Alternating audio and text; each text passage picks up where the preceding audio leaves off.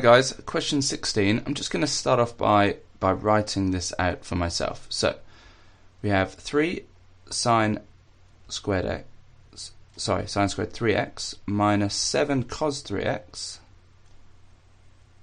minus 5, and we're told that that's all equal to 0. Okay, so we're going to solve this, and you might have started off by thinking, well, I need to factorize. You're going to find that incredibly difficult, purely because you've got sines and coses. That's difficult.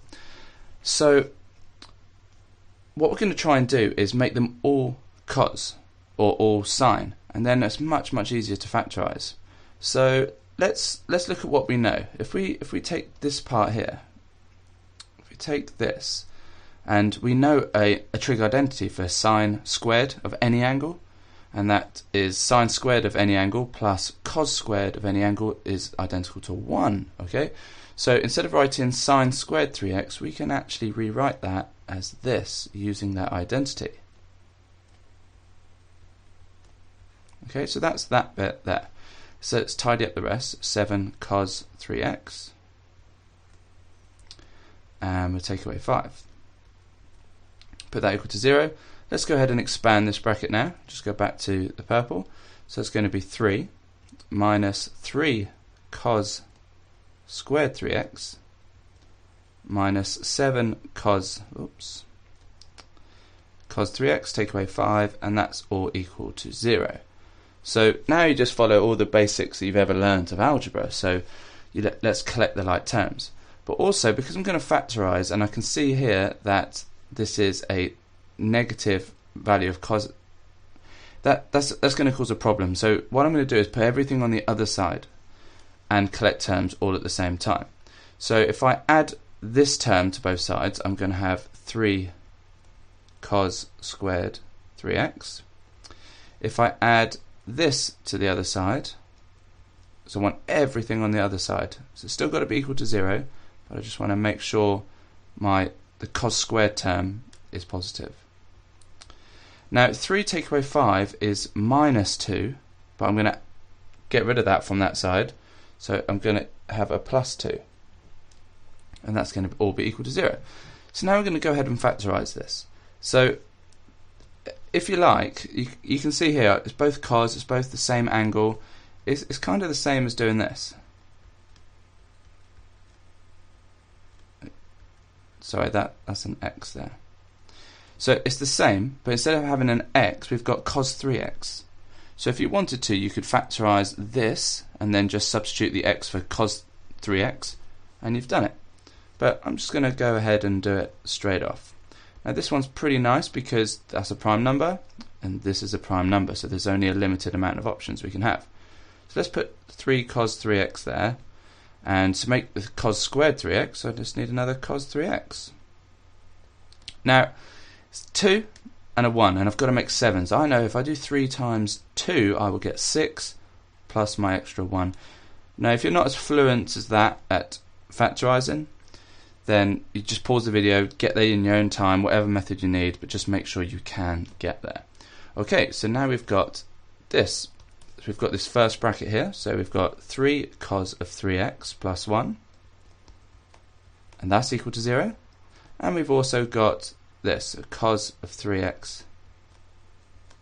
Oh, sorry, just get rid of that.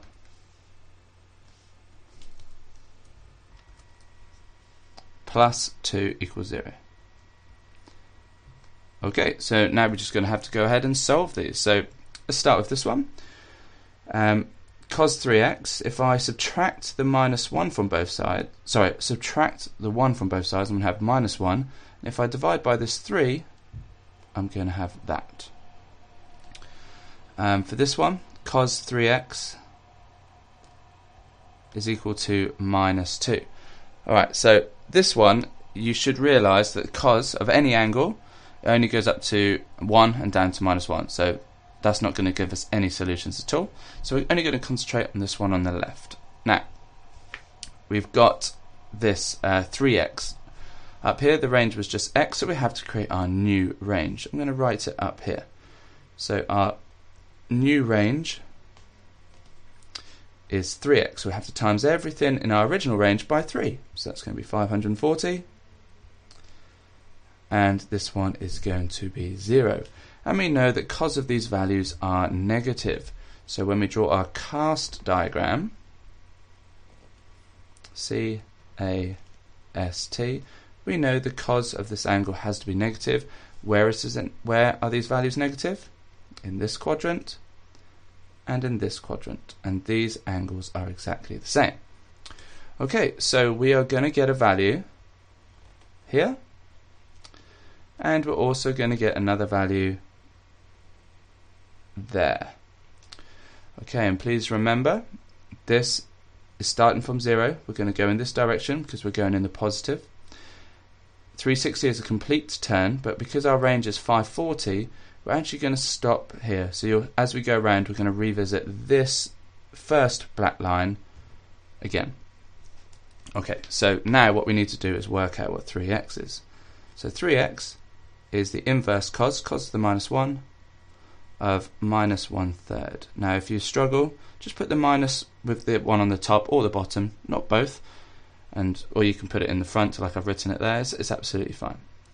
Okay, so when you do that, you get the answer 109. Okay, so what that means is this angle here, this blue line, is 109, which means these little angles, which are right in black, and I'll just put a line so it doesn't make it too complicated, that's going to be 71, which means this angle here is also 71 degrees.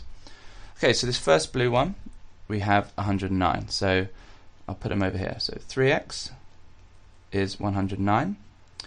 Now what we need to do is add on this 109 to 180 to get to this line in the third quadrant. That's 251. And that's all the solutions up to 360.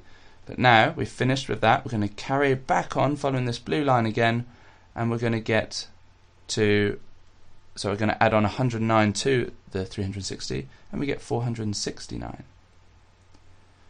One thing that's left to do, I'm just going to first of all color code it. So that's from that one, that was my blue line, and that was my dotted blue line. I'll put a dotted when I go past the 360 just to help me with my working. Okay, so all we have to do is divide those by 3 now to get what x is. Says to the nearest integer in the question, so that's what we're going to do. So we have 36, we have 84, and we have 156, and we're finished.